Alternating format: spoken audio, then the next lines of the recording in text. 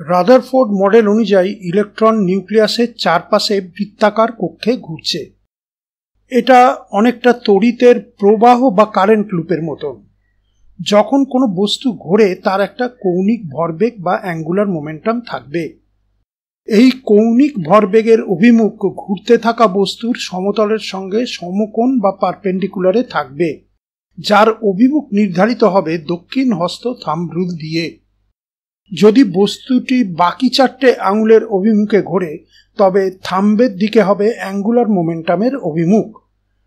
আমরা জানি যে এই রকম লুপে সবসময় একটা চুম্বকীয় দ্বিমেরু ভ্রামক বা ম্যাগনেটিক ডাইপোল মোমেন্ট থাকে, যার দিক নির্ণয় একইভাবে দক্ষিণ হস্ত থাম্ব রুল দিয়ে করা হয়। শুধু এটা মনে রাখতে হবে যে ইলেকট্রনের গতির অভিমুখ যেদিকে হবে তড়িৎ প্রবাহ তার বিপরীত দিকে হবে। আর এবারে বাকি চারটে আঙুলের অভিমুখ যদি তড়িৎ প্রবাহের দিকে হয় তবে থাম্বের অভিমুখ হবে ম্যাগনেটিক মোমেন্টের অভিমুখ। অর্থাৎ ম্যাগনেটিক মোমেন্ট আর অ্যাঙ্গুলার মোমেন্টামের অভিমুখ পরস্পরের বিপরীত হবে। যদি প্রবাহ লুপের ব্যাসার্ধ আর হয় তবে magnetic moment mu is equal to I into A, যেখানে আই হচ্ছে কারেন্ট আর এ হচ্ছে পাই আর স্কোয়ার, যেটা হচ্ছে প্রবাহ লুপের ক্ষেত্রফল। কিন্তু কারেন্ট কত হবে? আসলে কারেন্ট হচ্ছে চার্জ বাই টাইম। ইলেকট্রনের চার্জ ই জানা আছে, কক্ষপথের পরিধি 2 πr জানা আছে, আর ইলেকট্রনের গতিবেগ ভি সেটাও জানা আছে। তার মানে টাইম পিরিয়ড বড় হাতের টি হবে 2 πr ডিভাইডেড বাই ভি। এই টাইম পিরিয়ডের মধ্যে কক্ষপথের যে কোনো স্থানে যে চার্জটা বাহিত হচ্ছে সেটা হচ্ছে আসলে ইলেকট্রনের চার্জ ই। তাহলে কারেন্ট আই এক্ষেত্রে হবে E into V divided by 2 πr। আর কক্ষপথের এরিয়া যেহেতু pi R square, magnetic moment mu হবে minus E V R divided by 2। Minus sign বসলো যেহেতু ইলেকট্রনের চার্জ ঋণাত্মক। এবারে এই সমীকরণে একটু রদবদল দরকার, তাই এই দিকটায় ইলেকট্রনের ভর এম দিয়ে গুণ এবং ভাগ দুটোই করা হলো। তাহলে এখানে হলো minus E M V R divided by 2m। এখানে এম ভি আর এর জায়গায় অ্যাঙ্গুলার মোমেন্টাম এল লেখা যায়। এখানে লক্ষণীয় যে এই সমীকরণ ভেক্টর ফর্মেও লেখা যায়। সমীকরণের মাইনাস সাইন দেখে এটা বোঝা যাচ্ছে যে মিউ আর এল এই দুটি ভেক্টর বিপরীতমুখী বা অ্যান্টিপ্যারালাল, যেটা আগেও বলা আছে। আর এখানে ম্যাগনেটিক মোমেন্ট আর অ্যাঙ্গুলার মোমেন্টামের অনুপাত হলো ই ডিভাইডেড বাই 2m, যাকে গাইরোম্যাগনেটিক রেশিও বা ম্যাগনেটোজাইরিক রেশিও গামা বলে। এইখানে আমরা অ্যাঙ্গুলার মোমেন্টাম এলকে ঠিক বোর মডেলের মতো করে কোয়ান্টামাইজ করব, তাই এই জায়গায় এল এর বদলে আমরা NH বার লিখব। এইভাবে আসলে অরবিটাল ম্যাগনেটিক মোমেন্টকেই কোয়ান্টাইজ করা হয়ে গেল। এর সর্বনিম্ন মান হবে n ইকুয়াল টু 1 ধরলে। তার মানে সর্বনিম্ন ম্যাগনেটিক মোমেন্ট হবে EH বার বাই 2m, যার মান 9.27 ইন্টু 10⁻⁻24 জুলস পার টেসলা। এটা একটা ধ্রুবক, একে বলে বোর ম্যাগনেটন। একে মিউ সাব বি দ্বারা চিহ্নিত করা হয়। ইলেকট্রনের ঘূর্ণনের ফলে যে চুম্বকীয় ভ্রামক বা ম্যাগনেটিক মোমেন্ট সৃষ্টি হবে তার মান সবসময় বোর ম্যাগনেটনের পূর্ণ সংখ্যার গুণিতক হতে হবে। এবারে জিমান ক্রিয়ায় আসা যাক। বহিস্থ কোনো চুম্বক ক্ষেত্রের প্রভাবে পরমাণু নিঃসরণ বর্ণালীর কিছু রেখা বিভাজিত হতে দেখা যায় প্রথম 1896 খ্রিস্টাব্দে পিটার জিম্যান দ্বারা, যাকে জিম্যান ক্রিয়া বলে। এই জিম্যান ক্রিয়া প্রধানত দুই রকমের হয়। 1 নম্বর নর্মাল জিম্যান ক্রিয়া, 2 নম্বর অ্যানোমালাস জিম্যান ক্রিয়া। এখানে নর্মাল জিম্যান ক্রিয়ায় শুধুমাত্র অরবিটাল ম্যাগনেটিক মোমেন্টের সঙ্গে বহিস্থ চুম্বক ক্ষেত্রের পারস্পরিক ক্রিয়ার ফলে হয় এবং বর্ণালীর রেখা 3 ভাগে বিভাজিত হয়, যাকে ট্রিপলেটস বলে। আর অ্যানোমালাস জিম্যান ক্রিয়ার ক্ষেত্রে অরবিটাল ম্যাগনেটিক মোমেন্ট এবং স্পিন ম্যাগনেটিক মোমেন্টের সঙ্গে বহিস্থ চুম্বক ক্ষেত্রের পারস্পরিক ক্রিয়ার ফলে বর্ণালীর রেখা বিভাজিত হয়। এখানে বর্ণালীর রেখা বহু ভাগে বিভাজিত হয়ে থাকে। আমরা এখানে চুম্বকীয় কোয়ান্টাম নাম্বার বোঝবার জন্য নর্মাল জিম্যান ক্রিয়া নিয়ে আলোচনা করব, যেখানে স্পিন ম্যাগনেটিক মোমেন্টের কোনো প্রভাব থাকবে না। এবার জিম্যান ক্রিয়ায় বর্ণালীর রেখা বিভাজিত হওয়ার অর্থ হলো এটাই, যে ইলেকট্রন একই শক্তি স্তরে থাকে বহিস্থ চুম্বক ক্ষেত্রের প্রভাবে সেই ইলেকট্রনই বিভিন্ন শক্তি স্তরে চলে যায়। এবার দেখা যাক, যখন কোনো বারচুম্বক যদি বহিস্থ সুষম চুম্বক ক্ষেত্র বি এর মধ্যে থাকে তাহলে কি হয়। সেই বারচুম্বককে বহিস্থ চুম্বক ক্ষেত্র নিজের দিকে অ্যালাইন বা সারিবদ্ধ করবার জন্য একটা টর্ক টাও বারচুম্বকের উপর কাজ করবে। তার মান হলো tau equal to mu cross B. এটা হচ্ছে ভেক্টর ক্রস প্রোডাক্ট, যেখানে মিউ হচ্ছে বারচুম্বকের দ্বিমেরু ভ্রামক। আর এর জন্য বারচুম্বকের স্থিতিশক্তি বা পোটেনশিয়াল এনার্জি বদলে যাবে এই টর্কের জন্যেই। সেই স্থিতিশক্তি V equal to minus mu dot B. এটা হচ্ছে vector dot product. Orbital magnetic moment একটা ছোট্ট বারচুম্বকের মতো, তাই বহিস্থ সুষম চুম্বক ক্ষেত্রের প্রভাবে তারও একই পরিণাম হবে। তার মানে অরবাইটালের ওপর টর্ক কাজ করবে। কতখানি টর্ক কাজ করবে সেটা নির্ভর করবে অ্যাঙ্গুলার মোমেন্টাম ভেক্টর এল বহিস্থ চুম্বক ক্ষেত্র বি এর সঙ্গে কত অ্যাঙ্গেলে আছে তার উপর, এবং তার ফলে অরবাইটালের স্থিতিশক্তির পরিবর্তন হবে। এই স্থিতিশক্তি পরিবর্তনের জন্যেই বহিস্থ চুম্বক ক্ষেত্রের প্রভাবে একই সমশক্তির অরবাইটাল, যাকে ডিজেনারেট অরবাইটাল বলা হয়, আর সমশক্তির অরবাইটাল থাকবে না। তারা তাদের ডিজেনারেসি হারিয়ে ফেলবে। এবার আমরা দেখে নেব এর সঙ্গে চুম্বকীয় কোয়ান্টাম সংখ্যা এম সাব এল এর কি সম্বন্ধ। প্রথা অনুযায়ী বহিস্থ চুম্বক ক্ষেত্র বি এর অভিমুখ জেড অক্ষ বরাবর হবে। ধরে নেওয়া যাক যে ইলেকট্রন এইভাবে তার কক্ষতে ঘুরছে। ইলেকট্রন ঘোরার জন্য যে অ্যাঙ্গুলার মোমেন্টাম আর ম্যাগনেটিক মোমেন্ট ভেক্টর সৃষ্টি হলো তা এই রকম হবে। বহিস্থ চুম্বক ক্ষেত্রের সঙ্গে অ্যাঙ্গুলার মোমেন্টাম ভেক্টর থিটা কোণে আছে। তার জন্য অ্যাঙ্গুলার মোমেন্টাম আর ম্যাগনেটিক মোমেন্টের একটা প্রিসিশন মোশন হবে, যেটাকে লারমার প্রিসিশন বলে।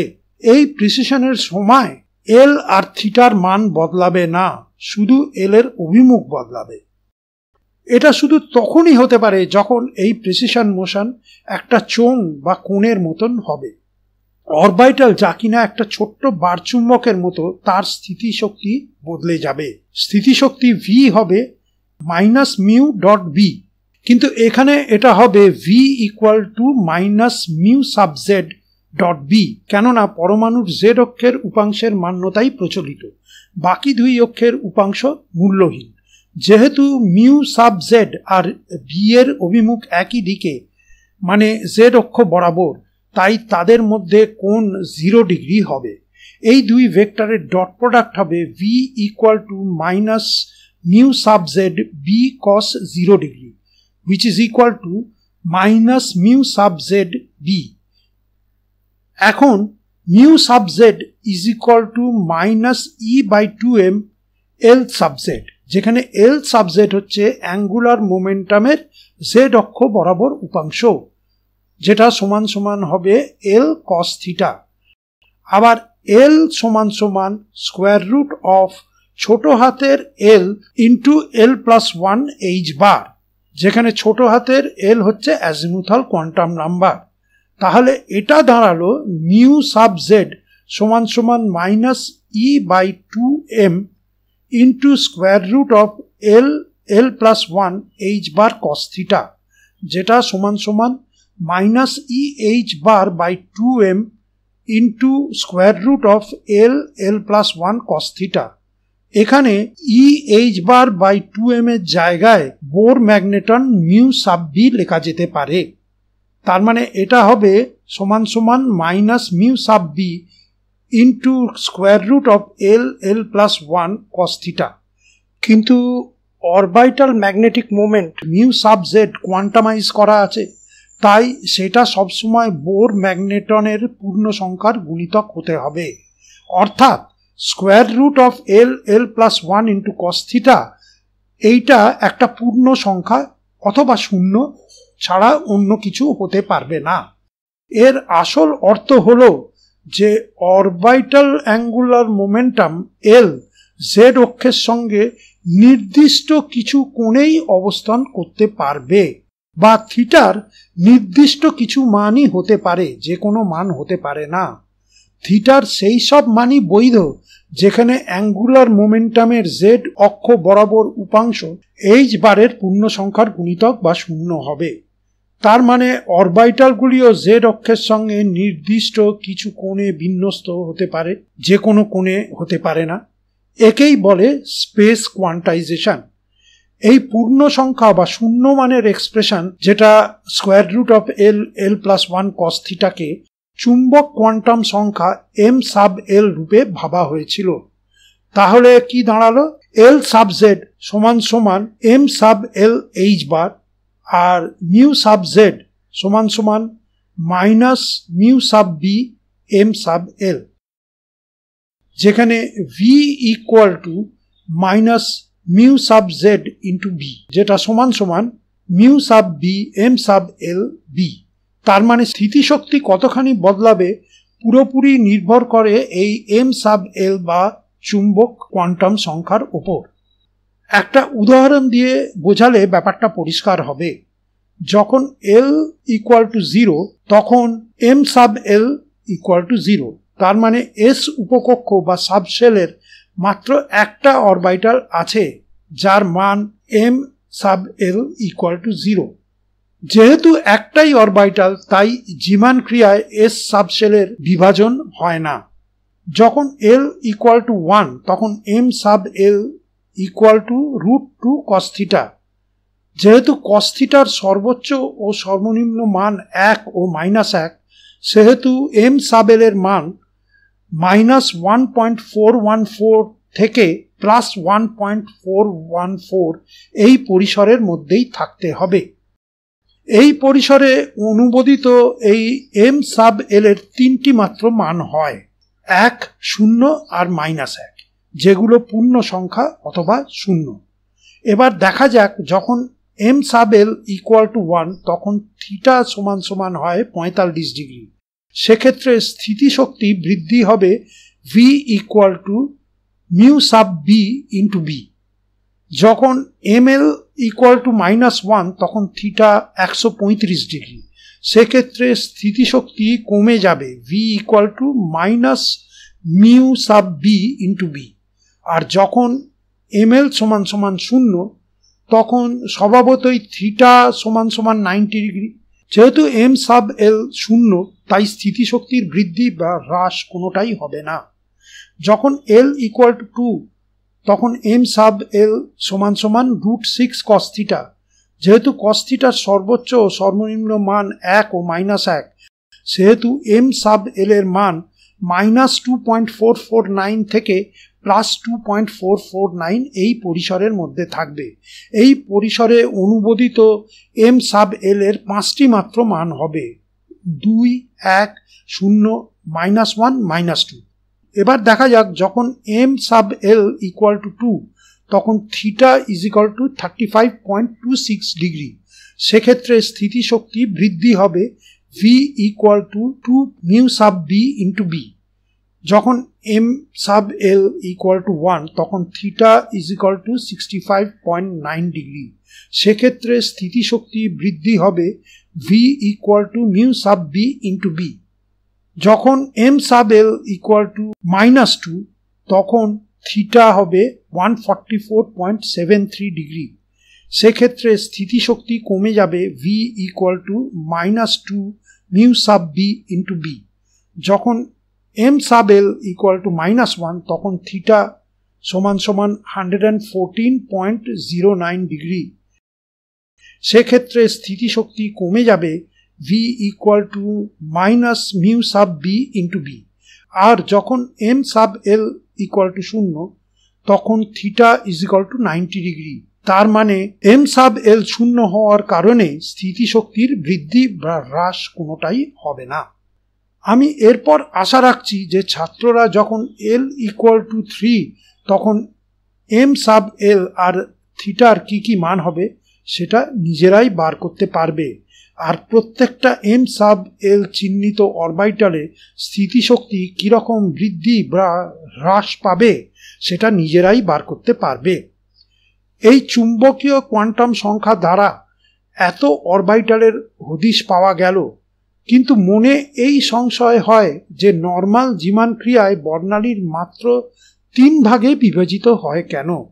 এর কারণ ঠিক আগের ভিডিওতে যেমন অ্যাজিমুথাল কোয়ান্টাম নাম্বার L দ্বারা চিহ্নিত শক্তি স্তর হিসেবে যতগুলি প্রকারের ইলেকট্রন সঞ্চার হওয়া উচিত ছিল ততগুলি সঞ্চার হয় না।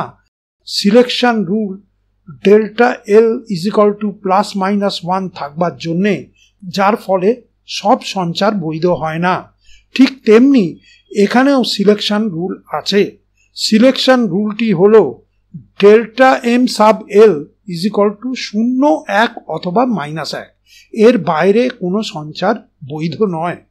উদাহরণস্বরূপ আমরা 3D থেকে 2p ইলেকট্রন সঞ্চার নিয়ে আলোচনা করব।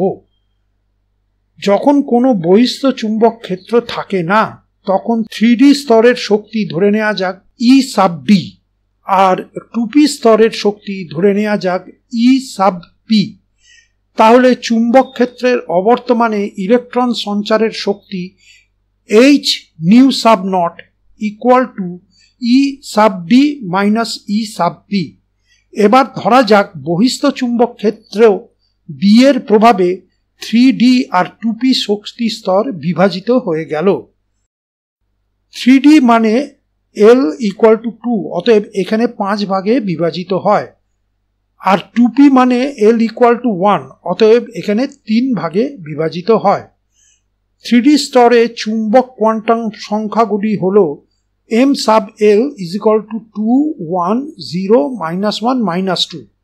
এই বিভাজিত স্তরগুলির শক্তি হবে E sub d plus m sub L mu sub b into b। এইটা হলো সেই শক্তি যা অরবিটালগুলি আহরণ বা বর্জন করে বহিস্থ চুম্বক ক্ষেত্রের প্রভাবে, যেটা আগেই প্রমাণিত হয়েছে।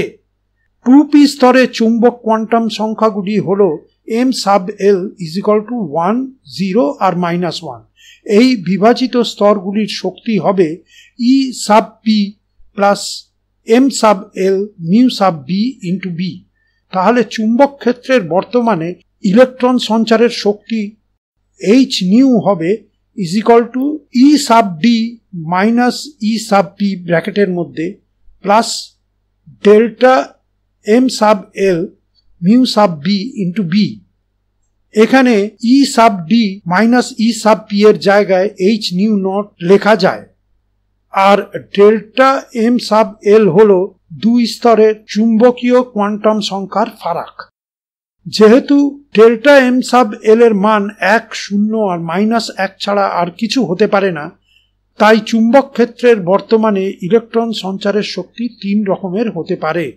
দেখা গেল ইলেকট্রন সঞ্চার যতগুলি হোক না কেন ইলেকট্রন সঞ্চারের শক্তি মাত্র 3খানাই হয়। শক্তি 3খানা মানে নিঃসরণ বর্ণালীতে 3টে রেখা। একটি রেখার স্থান চুম্বক ক্ষেত্রের অবর্তমানে যে রেখা ছিল সেই স্থানেই থাকে, তার মানে তার শক্তি একই থাকে। একটা রেখা ডান দিকে বিভাজিত বা স্প্লিট হয় যার শক্তি mu sub b into b পরিমাণ কম, আর একটা রেখা বাম দিকে বিভাজিত বা স্প্লিট হয় যার শক্তি mu sub b into b পরিমাণ বেশি হয়।